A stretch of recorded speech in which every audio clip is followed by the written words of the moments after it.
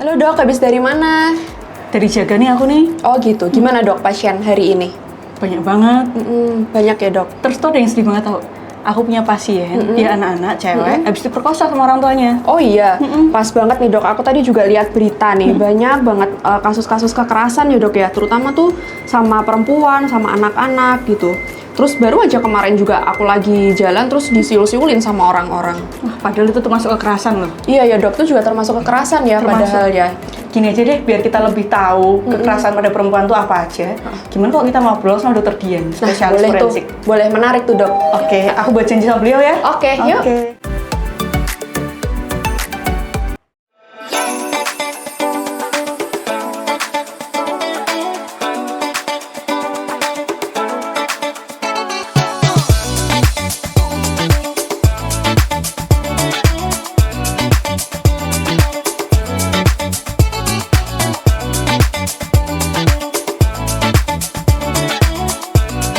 Selamat pagi dokter Dian. Selamat pagi, dok. Selamat pagi. Bagaimana kabar dok hari ini dok? Alhamdulillah luar biasa. Sudah berkeliling kota mana aja dokter? Sudah ke kota-kota Pantura, Selatan semuanya. Masya Allah. Semuanya. Ini kayaknya kita mau konsultasi nih dok. Saya tuh lagi terima pasien di IGD dokter. Yaitu minta visum dok. Karena ada KDRT. Nah sebenarnya dok, kenapa sih perempuan itu kok rentan banget kena kekerasan dokter? Iya betul. Jadi kalau kita lihat dari angka kejadiannya, tentu saja perempuan, tidak hanya perempuan tapi juga anak ya, terutama ya perempuan dan anak ini memang porsinya cukup besar menjadi korban. Karena kalau kita lihat dari segi prioritas, tentu kekuatannya lebih kecil dibandingkan laki-laki ya. Kemudian mungkin dari sisi kemampuan untuk bisa melawan, kemudian kemampuan untuk bisa melapor itu juga lebih rendah dibandingkan laki-laki. Makanya kalau dilihat dari angka kejadiannya, perempuan itu biasanya 3 kali lipat dibandingkan laki-laki. Korban laki-laki tentu ada, tapi jumlahnya tidak sebanyak yang perempuan. Oke. Kalau dokter sendiri kan pasti udah banyak menangani kasus ya dok ya. Nah kira-kira yang paling sering ditemui itu kalau pada perempuan tuh apa aja ya dok? Terus kalau semisal kayak kekerasan seperti verbal atau psikis itu bisa dikategorikan sebagai kekerasan juga atau seperti apa? Iya, jadi kalau kekerasan terhadap perempuan tentu bentuknya banyak sekali ya Mbak ya. Jadi mulai dari ada kekerasan fisik itu juga macam-macam, bisa berupa mungkin ditampar atau dipukul dalam bentuk KDRT yang dianiaya oleh suaminya gitu ya, atau misalnya dikeroyok, dianiaya tapi dengan objeknya adalah perempuan, itu cukup banyak. Kemudian yang kedua ada namanya kekerasan seksual. Jadi sasaran targetnya dari pelaku adalah terkait dengan pemuasan seksual. Itu juga banyak sekali modelnya. Mulai dari yang bentuk kekerasan seksual yang non fisik, termasuk tadi ya yang berupa verbal tadi, misalnya ada perempuan sedang lewat kemudian disuit-suit, digoda, itu termasuk pelecehan seksual ya, pelecehan seksual juga ya, sampai ke kekerasan seksual yang sifatnya fisik. Misalnya persetubuhan, pencabulan, pemerkosaan, perzinaan ya, itu juga bentuk gradasi dari kekerasan seksual. Kemudian ada juga jenis kekerasan psikis. Ya, kekerasan psikis ini biasanya dilakukan oleh pelaku untuk tujuannya menjatuhkan psikis si korban tadi. Misalnya sering dimaki-maki, sering diancam, sering dianiaya secara verbal tadi ya. Jadi menimbulkan adanya penderitaan si korban secara psikis. Nah, ini juga termasuk kekerasan juga betul. Ya. Kemudian ada juga jenis kekerasan yang sifatnya penelantaran rumah tangga. Nah, jadi ini cukup banyak sekali ya, terutama pasien-pasien yang minta diperiksa di rumah sakit kita ya, KDRT. Tidak hanya bentuk kekerasan fisik saja, kadang disertai juga dengan penelantaran rumah tangga dari sisi kebutuhan ekonomi, kebutuhan jasmani, rohani ya, itu juga tidak dipenuhi oleh pelaku. Gitu. Jadi macam-macam ya dok kalau banyak jenis sekali kekerasan gradasinya. itu ya. Betul. Oke. Dokter, terus ini nih dok, kalau di masyarakat kita nih, misal ada yang mengetahui ada terjadi kekerasan terhadap perempuan, apa sih dok langkah pertama yang dilakukan oleh masyarakat? Iya. Jadi kalau ini sebenarnya menjadi PR bersama ya, dan PR besar. Kenapa? Kasus-kasus kekerasan terhadap perempuan di Indonesia itu masih dianggap sebagai sesuatu yang tabu, sesuatu yang dianggap aib bagi si korban, sehingga banyak korban itu nggak berani untuk lapor gitu ya. Ini adalah masalah rumah tangga saya sendiri. Ini adalah masalah yang saya hadapi, kalau bisa jangan sampai ketahuan sama tetangga sebelah. Nah, karena stigma itu biasanya akhirnya korban nggak berani lapor. Nah, kalau misalnya kita mengetahui ada korban di lingkungan kita, di sekitar kita, apalagi orang terdekat kita, hal yang perlu dilakukan pertama adalah kita harus tingkatkan kepekaan dulu. Peduli dulu, ya. Peduli itu nanti dalam hal bisa berupa menanyai si korban dulu, betul nggak kejadiannya seperti itu, yang dirasakan apa, butuh pertolongannya berupa apa.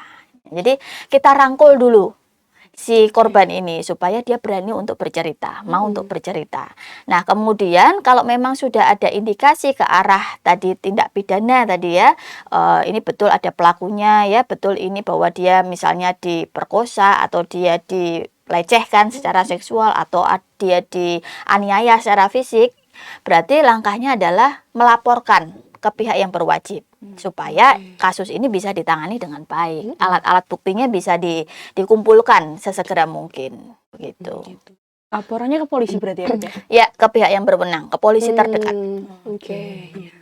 Terus ini sih Dok, kalau akhir-akhir itu kan banyak berita ya Dok ya, maksudnya untuk kekerasan seksual itu justru yang melakukan tuh keluarga atau orang-orang terdekat kayak gitu. Nah, kalau seperti itu gimana ya Dok? Atau mungkin penyebabnya atau faktor-faktornya itu seperti apa sih kok yang melakukan itu malah justru orang-orang terdekat gitu, bukan yang orang asing seperti itu? Ya, betul sekali Mbak Betsy. Jadi hampir 40% kalau berdasarkan data itu pelaku adalah orang yang terdekat ya, orang dekat bahkan lingkup keluarga primer, ya, Dok? bahkan keluarga Bahkan sendiri. keluarga sendiri. Tidak jarang kasus-kasus yang kita tangani itu biasanya pelakunya malah bapak kandungnya Nah, sendiri, itu ya. bapak gurunya sendiri di sekolah, tetangganya atau kakaknya gitu ya. Nah, ini kan justru orang-orang yang seharusnya punya kewajiban untuk melindungi, Betul. tetapi justru malah menjadi pelaku untuk si Iya. korban. Nah, ini yang menjadi apa ya, yang harus di-highlight adalah akhirnya korban ini ada di fase freeze, ada fase yang dia masih antara percaya dan tidak percaya gitu ya. Ini orang pelaku atau figur ini adalah orang yang saya percaya di sisi korban gitu ya. Apakah benar kejadiannya seperti ini yang saya alami? Benar nggak sih saya diperkosa? Benar nggak sih saya dilecehkan? Nah, jadi ada di fase antara percaya dan tidak percaya itu. Karena tadi ya, kepercayaan si korban terhadap pelaku itu sangat tinggi karena orang terdekat. Nggak mungkin kayaknya kalau bapak kandung saya sendiri kok melakukan itu ke saya, tapi nyatanya juga ada juga kasus seperti itu. Nah, ini yang akhirnya menjadi dilematik gitu ya, dilema terhadap korban untuk berani lapor atau tidak. Karena merasa di area yang tidak percaya tadi ya, jadi ada freeze tadi. Nah, kenapa kok orang-orang terdekat ini yang menjadi pelaku? Karena orang-orang ini, pelaku-pelaku ini yang tahu keseharian si korban, tahu kebiasaannya seperti apa, dan tahu tidak akan mungkin si korban ini mengadu ke yang lain. Nah, jadi itu yang dijadikan titik kelemahannya si korban. Seperti kata Bang Napi ya, kejahatan itu terjadi karena ada kesempatan gitu. Jadi kesempatan ini yang dipakai pelaku nih, ya, karena orang terdekat ini gitu. Ada nggak sih Dok sebenarnya pencegahan agar perempuan tuh nggak terjadi kekerasan? Iya, kalau pencegahan tentu saja tadi ya, tindak pidana itu kekerasan terhadap perempuan itu bisa terjadi karena ada kesempatan tadi ya. Nah, bagaimana kita bisa mencegah kesempatan ini supaya tidak terjadi? Ya berarti ya mulai dari sisi si korban, proteksi terhadap diri sendiri. Misalnya dengan cara kalau kita sudah curiga ada pelaku yang mau bertindak seperti itu, mungkin kita harus ke arah yang tempat ramai lebih misalnya, aman, yang lebih aman ya. Kemudian tidak membuka akses-akses yang pelaku itu nanti bisa masuk misalnya ya. Kemudian kalau sudah hampir terjadi, pelaku sudah mulai melakukan ini tindakan pelecehannya, tanda-tandanya gitu, harus berani untuk teriak, minta tolong, ya teriak. Nah, karena betul ya, kembali lagi tadi kadang korban ini ketika kejadian ada di area freeze tadi ya. Iya. Ketika dipegang-pegang payudaranya atau ketika dipegang-pegang mohon maaf pantatnya, itu di fase dia akan kaget, diam saja. Jadi nggak bisa bergerak, nggak bisa ngomong, nggak bisa. Ya, jadi karena masih fase tidak percaya tadi ya. Nah, ini harus berani untuk teriak, harus berani untuk melapor ya, berani untuk bercerita ya. Terutama tidak hanya untuk diri sendiri. Kalau kita melihat teman kita atau orang lain mendapatkan perlakuan seperti itu ya, kita juga harus berani untuk teriak atau menegur gitu ya, bahkan untuk melaporkan kejadian itu. Itu kalau dari sisi korban ya. Kemudian dari lingkungan tadi juga harus punya kepekaan terhadap si korban ini juga ya. Jadi korban ini ketika tindak pidana tadi pelecehan atau kekerasan fisik itu terjadi, jadilah lingkungan yang aman untuk si korban, mensupport si korban untuk tidak menjadi korban betulan gitu ya. Nah, kemudian tadi harus dirangkul ya, dalam hal ini korban ini butuh pertolongan ya, bukan malah dijulitin biasanya ya, malah jadi berita, jadi bahan gosip ya. Itu biasanya malah yang membuat korban akhirnya tambah tidak berani untuk bercerita apa yang dia alami gitu.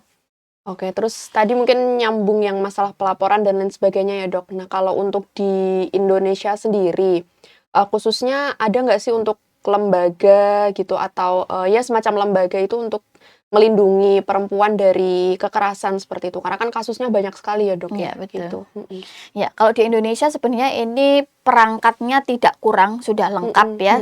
Tetapi PR-nya juga masih besar karena kasusnya tadi banyak masih betul. banyak korban yang tidak berani lapor ya. Jadi pelayanan terhadap kekerasan terhadap perempuan dan anak ini adalah pelayanan yang terpadu. Terpadu itu artinya berarti harus lintas sektoral, melibatkan banyak pihak, dinas-dinas yang terkait ya. Di antaranya adalah dari LSM itu juga sudah banyak yang bergerak di bidang perempuan dan anak ya. Kemudian di Dinas Pemberdayaan Perempuan dan Anak itu juga punya unit ya. Kalau di Semarang di sini ada Seruni, itu juga cukup aktif juga menangani korban, mendampingi para korban. Kemudian kalau dari sisi penyidik itu nanti ada bagian khusus, bagian PPA terkait perlindungan perempuan dan anak. Jadi untuk kasus-kasus seperti ini biasanya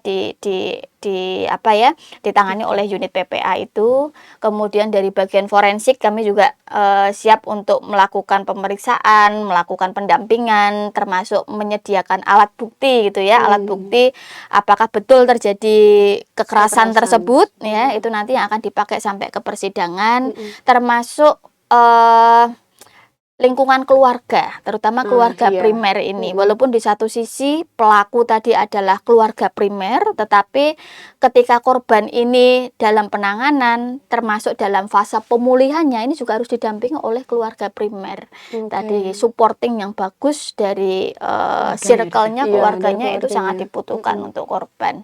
Begitu. Dokter, sedikit dokter. Sebenarnya kekerasan pada perempuan itu ada derajatnya nggak sih dok? Maksudnya tadi ada yang verbal ya dok ya, kemudian ada yang sampai kekerasan seksual dalam bentuk fisik. Nah itu sebenarnya ada gradingnya nggak sih dok, sama di tingkat mana itu sudah bisa dilaporkan dokter? Ya, oke. Jadi kalau untuk grading, kita tidak menderajatkan mana yang ringan, mana yang sedang, mana yang berat, tidak. Tetapi segala bentuk pelecehan seksual itu adalah sesuatu hal yang tidak betul. Sesuatu hal yang sebenarnya bisa dilaporkan sesuai dengan Undang-Undang Tindak Pidana Kekerasan Seksual UU TPKS. Itu banyak sekali nanti yang bisa dijelaskan di undang-undang tersebut, termasuk tadi yang kekerasan sifatnya seksual yang non fisik tadi ya, kemudian yang sifatnya fisik, bahkan pemaksaan kontrasepsi, pemaksaan untuk sterilisasi, pemaksaan perkawinan, termasuk pemaksaan untuk pelacuran ya, perdagangan perempuan, itu juga banyak sekali dan itu dijelaskan juga di Undang-Undang TPKS. Berarti semuanya bisa dilaporkan ya dok? Iya, bisa. Tidak hanya yang kekerasan dalam bentuk mungkin yang ada bukti secara fisiknya gitu ya dok Iya, ya. betul. Yang non fisik pun juga bisa Juga dilaporkan. bisa dilaporkan ya. Oke. Dikit dokter mungkin sebelum kita ke penutup dok, kasus yang paling menarik buat dokter yang sampai sekarang terkenang, yang bisa diambil hikmahnya juga nih buat kita Yang sahabat sampai perempuan di rumah. sekarang terkenang. Iya. Banyak sekali ya dok mungkin ya. Atau yang unik dok, yang sifatnya kan banyak tuh kasusnya. Yang paling unik yang menurut dokter bisa diambil pelajaran buat kita. Iya, oke. Sebenarnya setiap kasus itu unik. Oke. Setiap kasus itu unik. Jadi ada pola-pola tersendiri yang bisa kita ambil hikmahnya juga ya, bahwa ternyata keprihatinan ini harus segera untuk dihentikan gitu ya. Kalau bisa dicegah sebelum itu terjadi. Beberapa kasus yang pernah saya tangani ada misalnya kekerasan terhadap perempuan, beberapa wanita yang hamil dalam kondisi hamil di luar nikah akhirnya menjadi korban pembunuhan gitu ya, dalam kondisi hamil tadi itu juga cukup banyak ya. Termasuk beberapa minggu yang lalu saya juga harus melakukan gali kubur terhadap seorang istri yang dalam kondisi hamil juga, seorang istri yang dianiaya oleh suaminya, jadi KDRT sampai meninggal. Itu juga ada. Bahkan yang membuat miris lagi, banyak usia-usia anak SD itu banyak menjadi korban pencabulan. Bahkan ada juga yang sampai disetubui berkali-kali oleh gurunya, oknum gurunya. Ada juga di pondok-pondok pesantren oleh oknum ustadznya atau oknum kiainya pun juga ada yang menjadi pelaku. Nah, ini suatu keprihatinan bersama bahwa lingkungan yang kita anggap aman ternyata itu justru menjadi lingkungan yang paling tidak aman untuk anak-anak kita, untuk perempuan. Rumah tangga itu kan sebenarnya diharapkan jadi rumah yang aman untuk perempuan ya, tapi tidak menutup kemungkinan justru pelakunya itu suaminya sendiri atau pelakunya itu malah anggota keluarga sendiri. Itu yang jadi PR sampai sekarang. PR bersama. PR bersama. Belum tahu gimana ya, Dok ya. Betul sekali. Oke. Mungkin sebelum kita akhiri, dokter ada yang ingin disampaikan dulu? Closing statement. Ya, oke. Untuk bisa menangani dengan baik kasus-kasus kekerasan terhadap perempuan ini tentu membutuhkan kerjasama dan kepedulian dari semua pihak, termasuk tidak hanya pada keluarga terdekat, tetapi juga dari tenaga medis, pemerintah, dan juga dinas-dinas yang terkait. Dan ini menjadi PR semua pihak untuk bisa melakukan penanganan yang baik sampai ke pemulihan, bahkan untuk mengembalikan korban ini untuk kembali ke lingkungan masyarakat dengan kondisi psikis yang baik. Jadi stop kekerasan terhadap perempuan. Mantap. Terima kasih banyak dokter ini atas Terima waktunya, kasih. atas sharingnya. Seru banget Terima obrolannya kasih. hari ini Ya. ya. Ini dokter, kita ada tagline nih untuk sobat di rumah itu. Jadi tagline-nya itu ceritakan ceritamu di Tentang Wanita. Siap. Oke. Bareng-bareng ya dok ya. Oke. Ceritakan ceritamu di Tentang Wanita. Jangan lupa untuk like, komen, dan subscribe RSWN TV. Dan sampai bertemu di Tentang Wanita selanjutnya.